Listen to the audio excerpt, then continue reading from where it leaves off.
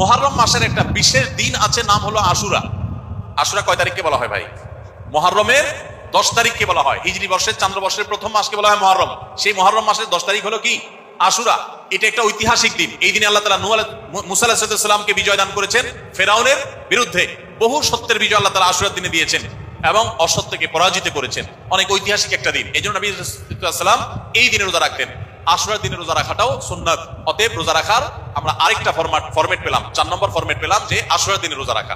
এই আশুরার দিনে যে রোজা রাখা, এটা আবার দুইটা রোজা আমরা জানি, 9 আর 10, আর না হলে 10 আর 11। তবে সবচেয়ে উত্তম হয় 9 আর 10, কারণ নবী সাল্লাল্লাহু আলাইহি ওয়াসাল্লাম যে বছর দুনিয়া থেকে চলে গেছেন সেই বছর তিনি বলেছেন, যদি আমি সামনের বছর বেঁচে থাকি লাসুমান্নাত তাসিআ ওয়াল আশির, তাহলে সামনের বছর আমি জিলহজের আশুরা রোজাগুলো যখন রাখবো, জিলহজ না আশুরা রোজা যখন রাখবো, তখন মুহররমের 9 আর 10 রাখবো। এটা তার আকাঙ্ক্ষা ছিল, কিন্তু সেই তৌফিক তিনি পান নাই, আল্লাহ তাকে দুনিয়া থেকে নিয়ে গেছেন তার আগে। তো এই জন্য উলামা ইকরাম বলেন উত্তম হলো আশুরা রোজা রাখলে 9 এবং 10 রাখা। যদি সেটা না পারেন তাহলে অপশন নম্বর 2, 10 এবং 11। তাহলে 4টা সুন্নাত রোজার অপশন পেলাম আমরা। শাওয়ালের 6টা, জিলহজের 9 তারিখ, আর মুহররমের 9, 10 অথবা 10, 11, আর পুরো মুহররম মাসটাই নফল রোজার জন্য। তাহলে কয়টা হলো? 4টা। 5 নম্বর হলো শাবান মাস। শাবান মাসে নবী সাল্লাল্লাহু আলাইহি ওয়াসাল্লাম সবচেয়ে বেশি নফল রোজা রাখতেন, আপনারা জানেন।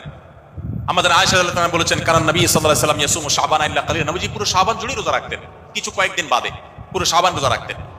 তাহলে 5 নম্বর হলো শাবান মাসে বেশি নফল রোজা রাখতেন, রমজানের আগের মাস। 5টা ফরম্যাট হয়ে গেল। আরো 2টা আইটেম আছে, তার একটা হলো মাসিক আর একটা হলো সাপ্তাহিক। মাসিক রোজা হলো চাঁদের 13, 14, 15। চাঁদের 13, 14, 15। এই 13, 14, 15 এই দিনগুলোকে বলা হয় আইয়ামে বীজ, অর্থাৎ চাঁদ এই দিনগুলোতে পরিপূর্ণ থাকে, আকাশ আলোকিত থাকে। তো এই জন্য আইয়ামে বীজ বলা হয়, এটাকে সাদা দিন বলা হয়, সাদার সময় বলা হয়। তো এই দিনগুলোতে চাঁদের 13, 14, 15 প্রত্যেক মাসের এই 3টি দিন রোজা রাখা আলাদা সুন্নাত। নবী সাল্লাল্লাহু আলাইহি ওয়াসাল্লাম সাহাবীদেরকে ওসিয়ত করেছেন এই দিনগুলোতে রোজা রাখার জন্য।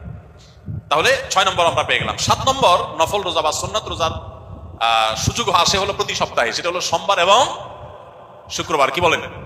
সোমবার আর বৃহস্পতিবার। মাশাআল্লাহ, নবী সাল্লাল্লাহু আলাইহি ওয়াসাল্লাম এই দিনগুলোতেও নফল রোজা বেশি বেশি করে রাখতেন। তাহলে মোট 7 প্রকার আমরা পেলাম। এখন আপনারা কে বলতে পারেন, ভাই তাহলে তো সারা বছর রোজাই রাখা লাগবে। দেখা যায় ইমানদারের, ওই যে বললাম, কোনো রেস্ট নেই। তো ইমানদারের বিরতি হলে একসাথে কখন? জান্নাতে প্রবেশের পর, মৃত্যুর পর। তার আগ পর্যন্ত ইমানদারের কোনো কি নাই, রেস্ট নাই। সে কন্টিনিউয়াসলি আমল করতে থাকবে। আমাদের শরীরে যে অতিরিক্ত মেদ চর্বিগুলো জমে, এগুলো সারা বছরই কারণের দরকার আছে, বার্ন করার দরকার আছে। আপনি টানা কিছুদিন না খেয়ে থাকলেন, আবার ধুমসে খাওয়া ধরলেন, তো যেই সেই হয়ে যাবে। যদি নবী সাল্লাল্লাহু আলাইহি ওয়াসাল্লামের সুন্নাতকে কেউ মেনে চলে, তাহলে তার স্বাস্থ্য নিয়ে আর টেনশন করতে হবে না ইনশাআল্লাহ। তার স্বাস্থ্যের সুরক্ষা অনেকখানি হয়ে যাবে। রোজার ক্ষেত্রে নবী সাল্লাল্লাহু আলাইহি ওয়াসাল্লামের এই সুন্নাত যদি মেনে চলে, প্রতি সপ্তাহে সোম বৃহস্পতি, মাসের 13, 14, 15, আর বাকি যেগুলো কথা বললাম, শাওয়ালের 6টা রোজা এবং জিলহজের 9 তারিখ এবং মুহররমের 9, 10, মুহররম মাস বেশি বেশি, শাবান মাস বেশি বেশি, চাঁদের 13, 14, 15 আর সোম বৃহস্পতিবার, এই সব রোজাগুলো যদি কেউ রাখে, তাহলে ইনশাআল্লাহ বিইذنিল্লাহ প্রথমত এর মাধ্যমে সে আল্লাহর কাছে আজর পাবে, বিনিময় পাবে, নবী সাল্লাল্লাহু আলাইহি ওয়াসাল্লামের সুন্নাত জিন্দা হবে। এবং রোজা শুধু রমজানের জন্য হলো না, বছর জুড়ে হলো। তখন রমজান শুধু 1 মাস হবে না, আমার গোটা বছরটাই হবে রমজান নয় ইনশাআল্লাহ তাআলা। সবাই চেষ্টা করবো না ইনশাআল্লাহ। আল্লাহ আমাদের সবাইকে রমজানের আমলের ইবাদতের ধারাগুলোকে রমজানের পরেও অব্যাহত রাখার তৌফিক দান করুন, বলুন আমিন।